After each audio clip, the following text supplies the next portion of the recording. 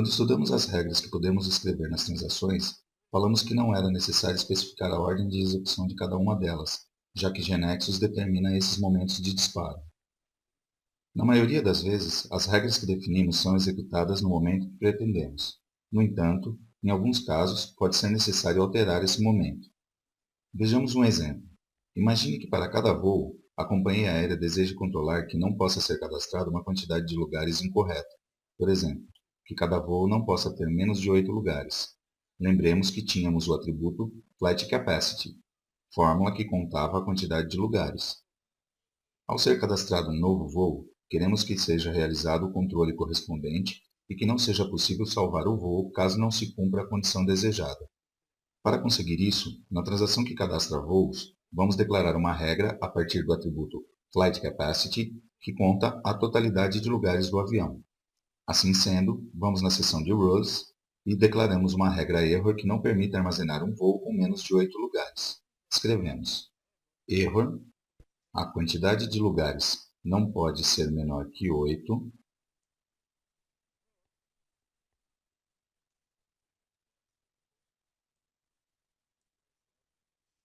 if Flight Capacity é menor que 8. Terminamos a instrução com ponto e vírgula. Pressionamos F5. Vamos abrir a transação Flight para criar um novo voo. Visualizamos que já está sendo disparado o erro. Por quê? Porque a fórmula é disparada logo no carregamento da transação e vai mudando conforme inserimos linhas. O problema é que não tivemos tempo de cadastrar nenhuma linha, portanto, a fórmula Flight Capacity é disparada dando por resultado 0, que é menor que 8. Podemos então condicionar o erro, para dar tempo de cadastrar alguma linha.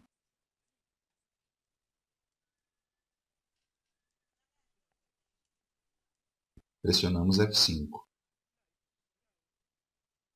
Deixamos o valor do identificador sem preenchimento, já que é autonumber. Cadastramos um voo do aeroporto de Guarulhos, em São Paulo, Brasil, até o aeroporto Charles de Gaulle, em Paris, França. O preço do voo é 3.000. O desconto é de 10%. E a companhia aérea é a TAM. Agora, cadastramos o lugar 1, letra A, janela. E ao sairmos da linha, visualizamos a mensagem de erro. Obviamente, não queremos que a mensagem de erro seja disparada aqui, porque todavia não poderemos cadastrar todos os lugares. É claro que se cadastrarmos um único lugar, temos menos de 8 lugares cadastrados, o que corresponde com o disparo da regra error.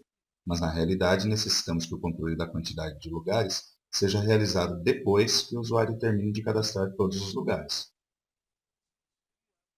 Para conseguir isso, devemos condicionar a regra a disparar-se depois que terminamos de trabalhar com as linhas do grid. Para isso, escrevemos on after level flight seat share. O momento on after level faz com que a regra seja disparada depois de terminar um nível. Em nosso caso, será depois de terminar o nível das linhas do grid de lugares. Então, incluímos level flight seat share, já que esse atributo está no nível das linhas de lugares. Poderíamos ter utilizado qualquer um dos outros atributos do nível, por exemplo, Flight Seat Location. Dessa forma, indicamos para a GeneXus que essa regra deve ser disparada depois de terminado de cadastrar os dados onde está o atributo Flight Seat Share, ou seja, depois de cadastrar os dados de todos os lugares do voo. A avaliação feita pela regra error tem sentido, já que no momento de ser disparada já teremos cadastrados todos os lugares que o usuário deseja e poderá ser verificado que exista pelo menos 8 lugares cadastrados. Pressionamos F5. Abrimos a transação Flight e vamos cadastrar um novo voo outra vez. Repetimos os dados que usamos antes. O voo do aeroporto de Guarulhos até o aeroporto Charles de Gaulle. O preço de 3.000 com 10% de desconto. E a companhia aérea TAM. Agora cadastramos os lugares. 1. A. Janela. 1. B. Corredor.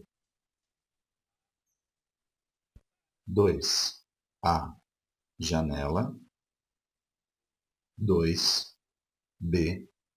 Corredor. E pressionamos confirmar para indicar que terminamos de cadastrar os dados do voo, incluindo os lugares, e que o voo pode ser gravado na base de dados. O que ocorre a partir daí?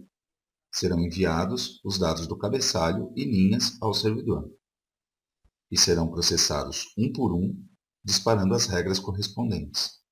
Quando terminada a validação dos dados do cabeçalho, será inserido o registro na tabela, e logo será feito o mesmo para cada linha. Quando terminado de processar todas as linhas, esse é o momento After Level.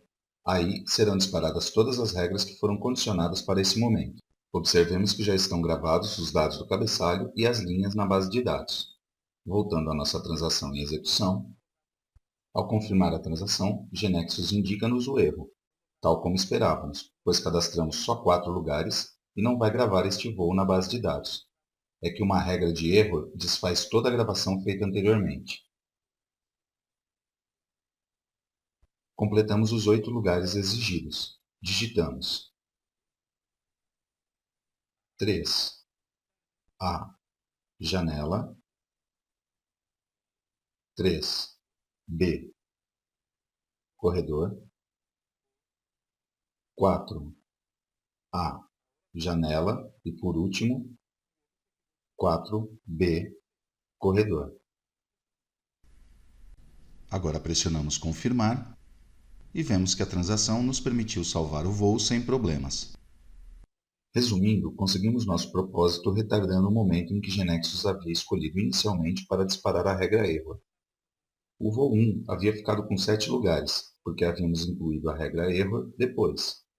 Enquanto não tentamos gravar este voo, a regra de erro não será controlada, porque, como aprendemos, será executada depois de confirmar, quando todos os dados viajam até o servidor. Pressionamos confirmar e visualizamos a mensagem. Então, cadastramos um lugar para esse voo. 2. B. Corredor. E salvamos. Agora sim. Como último passo, cadastramos um novo voo sem lugares.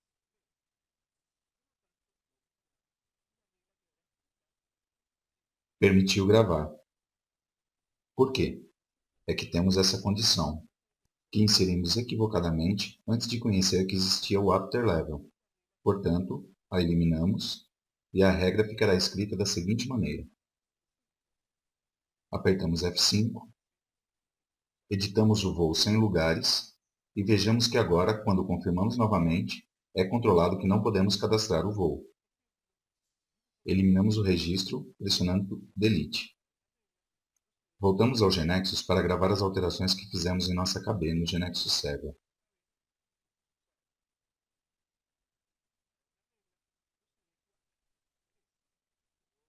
Com esse exemplo, aprendemos que há casos nos quais o momento escolhido por GeneXus para disparar uma regra não é adequado ao nosso interesse, de modo que devemos indicar a GeneXus em que momento queremos que a regra seja executada. Neste caso, estudamos o momento OnAfterLevel, para indicar que queremos que a regra seja disparada depois de percorrer um nível. Pode servir, por exemplo, para chamar uma lista que imprime dados do voo, já que vimos que no After Level os dados já estarão gravados na base de dados. Embora, se for disparada uma regra error, tudo que foi feito será desfeito. Então, se estávamos inserindo, esses dados serão apagados. Se estávamos modificando, as modificações feitas serão desfeitas e os registros permanecerão como antes. No caso da lista, seria melhor invocá-la depois disso, quando tivermos certeza de que os dados novos ou modificados não serão apagados.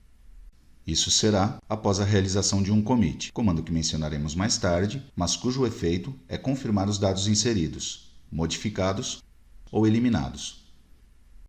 O momento que ocorre após o commit é o after complete, e é aí que chamaremos o relatório.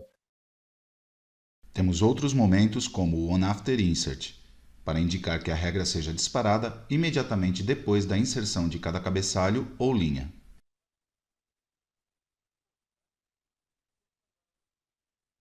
Ou onBeforeInsert, se quisermos fazer ou avaliar algo, imediatamente antes que os dados do cabeçalho ou de cada linha sejam inseridos na base de dados. Observemos que todos esses momentos de disparo começam com o prefixo on e sempre são escritos ao finalizar a declaração da regra. Assim como temos BeforeInsert e AfterInsert, que serão disparados somente se estiver querendo inserir registros, temos BeforeUpdate e AfterUpdate se estiver querendo modificar, e BeforeDelete e AfterDelete se estiver querendo excluir.